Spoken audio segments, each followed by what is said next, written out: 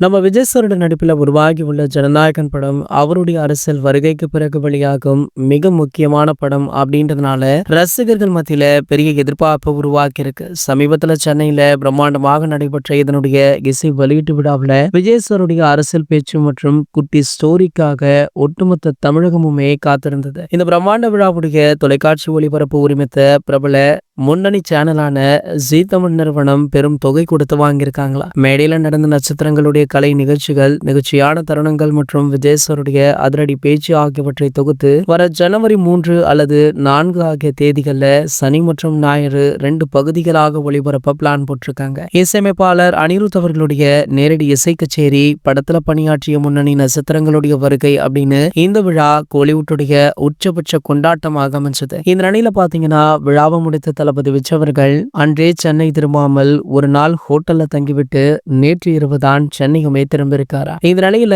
ஹோட்டல்ல தங்கியிருந்த தளபதி விஜய் அவர்களை பார்க்க எக்கச்சக்கமான ரசிகர்களுமே அந்த ஹோட்டலின் முன்பும் ஹோட்டலின் உள்ளேவுமே நுழைந்திருக்காங்க. அதுல ஒரு பெண் ரசிகை ஒருவர் தளபதி விஜய் அவர்களிடம் அவருடைய புகைப்படத்தை வைத்து ஆட்டோகிராஃப் கேட்டிருக்காங்க. அதனை போட்டுக் கொடுத்த தளபதி விஜய் அவர்களிடம் அடுத்தடுத்து ஏதாவது ஒரு விஷயத்தை தொடர்ந்து கேட்டுக்கொண்டே இருந்திருக்காங்க. சோ அந்த வீடியோவை பார்க்கும்போது ரசிகர்கள் அவர் ஆல்ரெடி டயர்டா இருக்காரு, அவனை ஏன் தொந்தரவு பண்றீங்க அப்படின்ற மாதிரி கமெண்ட்டுகளுமே போட்டுட்டு இருக்காங்க. மேலும் பாத்தீங்கன்னா விஜய் அவர்களுடைய முக பாவனையுமே சரி கிடையாது, ஒரு மாதிரி அன்கம்ஃபர்டபுளா ஃபீல் பண்ணிருக்காரு. ஆகையால இந்த வீடியோ தற்போது சமூக வலைத்தளங்கள்ல வைரலுமே ஆகிட்டு இருக்கு. இது போன்ற செய்திகளை பற்றி நீங்க உடனே தெரிஞ்சுக்க நம்மளுடைய சேனலை மறக்காம சப்ஸ்கிரைப் பண்ணிக்கோங்க.